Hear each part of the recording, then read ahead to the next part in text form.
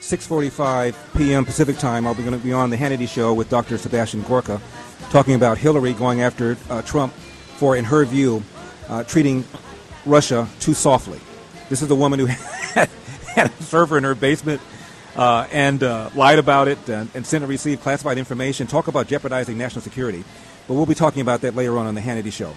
Now, I had hoped to talk to Dr. Tony Evans in the second hour of the show, so Dr. Evans has come down.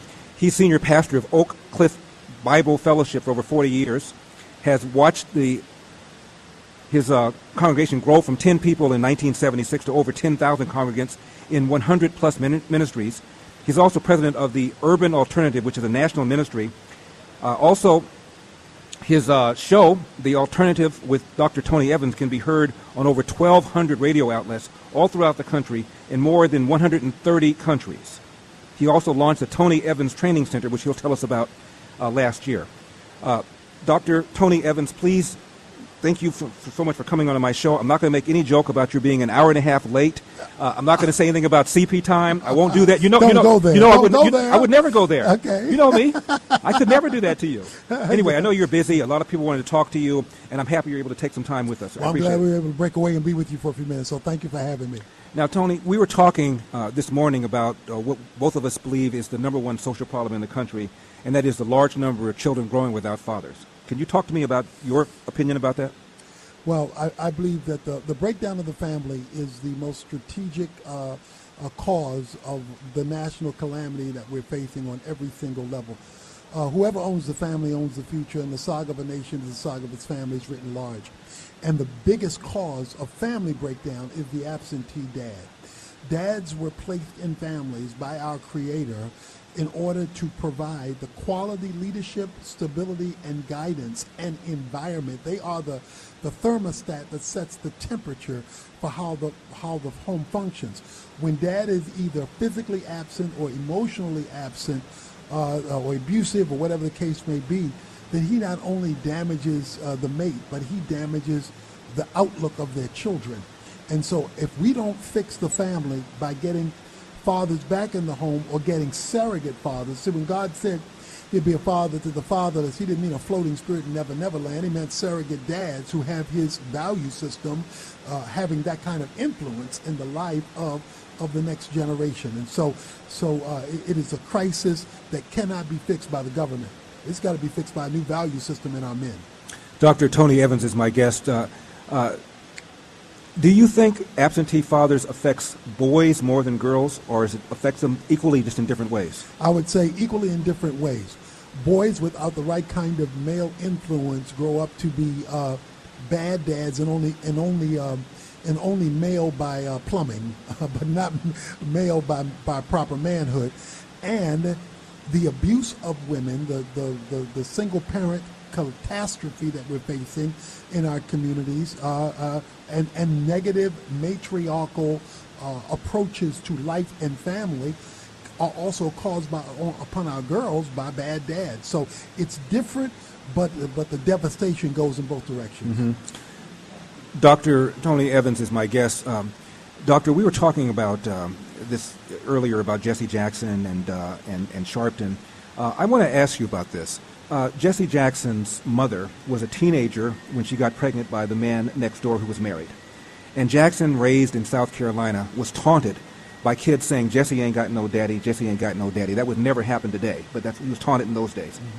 Mm-hmm. Farrakhan's mother was estranged from his father, had a boyfriend, took back up with the father, got pregnant, didn't want the boyfriend to know, and tried to use a coat hanger to abort who became Louis Farrakhan.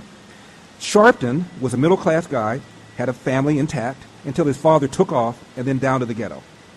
All three of them either had no relationship or difficult relationship with their dads, yet they're the three most prominent black leaders, and in my opinion, Dr. Tony Evans, they are angry. Well, I think there are a couple of factors here. There is historically a lot to be angry about. I mean, the reality is racism has been real. The segregation has been real. The aftermath has been real. The other thing that's real is we got commerce. Larry will be right back. Stay tuned. 888-971-SAGE is our number. I'm speaking with Dr. Tony Evans. He is senior pastor of Oak Cliff Bible Fellowship. He's authored over 100 books, and he's also launched the Tony Evans Training Center last year. And I want to talk to you about that. Talk to us about the Tony Evans Training Center. What is it? Well, the Tony Evans Training Center is a center to give people what we call a kingdom perspective on the issues of our day. The Bible divides life into 4 categories: your personal life, your family life, your religious or church life, and then your societal life. And God has something to say about each one of those and all the elements within them. We try to show through the center what God has to say about each one of those areas and how they are to be aligned under Him in order to maximize what that category is to be about as you live your day-to-day life. Mm-hmm. Dr. Evans, I was watching a documentary the other day called The Undefeated. Somebody recommended, a caller recommended that I see it. I don't know if you've seen it. No. It was about a coach, I forget where, I want to say Texas, middle-aged white guy who was coaching all these black kids on football. Before he came there, the team had gone 3 years in a row without winning a game. They were the soft team on the schedule. Mm-hmm. So he volunteered his time to become these kids' coach, and of course became their mentor because all of them had social problems. Most of them didn't have fathers in the house. He had 5 kids, this man did. But he spent all this time with these black kids. Mm-hmm. And one time, one of them had acted out, and he was furious. He just yelled at him and said, "I got my own kids, and here I am messing with you guys. Now, and you can't at least show up on time? You can't at least do what I've asked?" He went nuts. 7 years. He was worn out, and finally he quit the job after they had gone to the state championship. They didn't win, but they had gone to the state championship, which was a real big deal. And he began to then coach his own son's team. And I'm watching all of this, and I love the idea that he sacrificed all that time, put all those years into all of this. And I said to myself, what would have happened had those boys not had football talent? Who is the guy who's coaching the ones that don't play football? Who's the guy that's coaching the ones that don't run track? Who's the guy that's coaching the ones that aren't playing basketball? Who's the guy coaching just a guy who doesn't have a dad, who's just confused? And I think everybody, Tony, should have like a sponsor. Somebody where you can pick up the phone and go and see and talk. I'm having this problem. I'm having this anxiety. I'm having these issues. Sure. Well, that's why we have, as part of our training, we call it the National Church Adopted School Initiative. We're trying to get every public school adopted by a church who provides mentors for the fatherless and for the disenfranchised students so they can have positive influencers in their lives to give them, you know what we're missing in our communities? Hope. Mm-hmm. You can go a long way with hope. Even if you don't have a solution, if you can see a windshield rather than live in a rearview mirror, then you can survive right where you are right now because you see a better day is coming. And what a good mentor can do is give a kid hope that where you are doesn't have to be where you wind up. My mom used to say, Dr. Evans, the truth will not set you free if delivered without hope. Well, she was absolutely right. And the truth will not set you free unless you know the truth. Mm-hmm. So you need the hope, but you need the information to give you that hope. Dr. Evans, I shared with you the story about my father. My father doesn't know his biological dad. The man named Elder was some guy who was in his life, probably the longest of his mom's series of irresponsible boyfriends. Mom could neither read nor write. My dad was born in the back of a room somewhere. Doesn't even know his birth date because she couldn't even write it down.